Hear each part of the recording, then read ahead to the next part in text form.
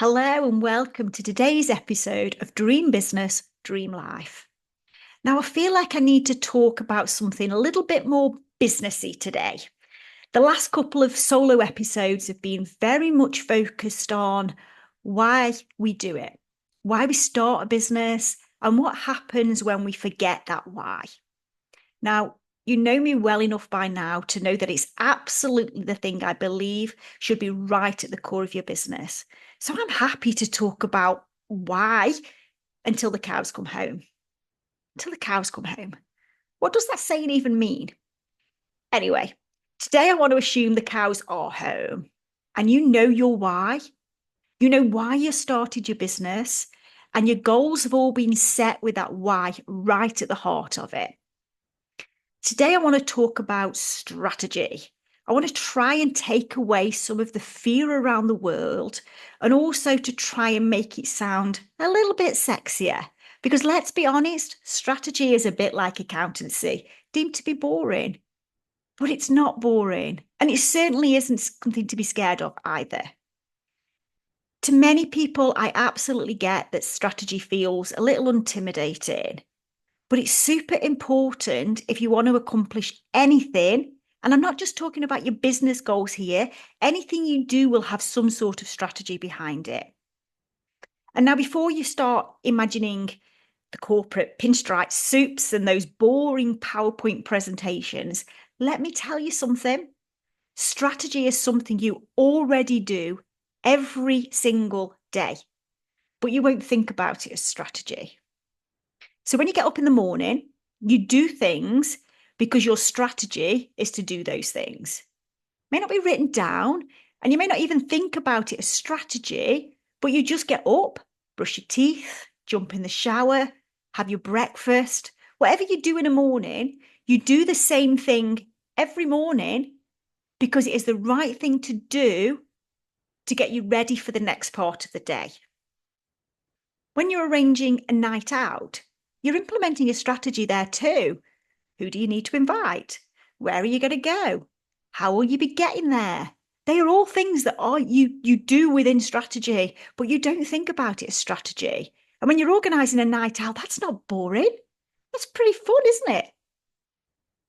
But all you are doing when you're doing these things, when you're getting up in the morning and following your routine to get you ready for the next part of your day, or when you're planning that night out, all that you are doing is following a plan. Maybe an unwritten plan, but it's a plan. And strategy simply is a plan. It's the who, the what, the when, and the where. Of course, all of that is wrapped up in your why, which is why I say that we're going to assume you've done that piece already. And today I want to dive into that a little bit more. Now, today I'm going to focus pretty much on marketing strategy because the marketing part of strategy is something that all businesses need. So whoever you are, whatever size your business, this is something you need to listen to. And more importantly, you need to take away an action. You need to do something with this. I'm going to share some strategies with you, and you need to implement them. So let's dive into the who, what, when, and where a little bit more. Let's start with the who. This is about knowing who you are going to be selling your products and services to. Your ideal client, your dream client, your buyer persona. It gets called so many different things, but ultimately what it is the person you want to sell your products or services to. You need to get crystal clear on who that person is. And I'm not just talking about knowing what car they drive or where they like to go on holiday here. I'm talking about their dreams, their desires, their challenges, and their current needs. What are their problems right now? Because you need to be solving those problems for them. Your products and services need to be created in a way that means your dream client can clearly see why you are the business to help them, why your offer is the one that they need to invest in. So that's the who. That is who you want to be working with, who you want to be selling your products and services to. Then there's the what. And this is simply the products and service that you're going to be providing, the transformation that you are going to be giving to your clients or your customers. And now these shouldn't just be the offers that you are throwing out there because you see other people selling similar things and you think, do you know what? They're doing pretty well with that, so I'll put my own version out. These should be things that first and foremost solve that problem, fulfill that need that your ideal client has right now. And that is why you need to know what those things are, because your offer needs to solve that problem. And then when you're looking at your overall offer suite, you need to walk through your dream client's journey and make sure that you have something to offer to them at each stage of that journey. Remember, it's so much easier and cheaper to sell or upsell, should I say, or downsell to an existing client than it is to go and find a new client that you're going to bring on board. So never ever forget that your clients may need a different kind of support or product from you in the future. So your product suite needs to take all of that into consideration. And within the what, you also need to be specific on how many of each of these things you're going to be selling and at what price point. So the what is the products and services that you're going to put out there, how much they are. That is your what. So then there's your why. No, there isn't. So then there's the where. This is where you are going to sell your products and services. This is the visibility piece, if you like. This is the visibility part of the puzzle. This is how you are going to make sure that your ideal client, the who, sees your offers, the what. This is where you put those two things together. So will you be promoting on social media, via emails, at networking events, or are you going to be going out and getting yourself some PR, getting in magazines or on the television or on the radio? Will you be guesting on podcasts, on stages, or in memberships? Will you be launching a book or writing blogs? Will you be concentrating on referrals, affiliates, or website SEO so you drive traffic through your website? You need this clarity, as that is going to drive the actions that you are taking. It will give you the clarity and stop you from just trying anything and hoping for the best. Then finally, there is the when, which kind of speaks for itself.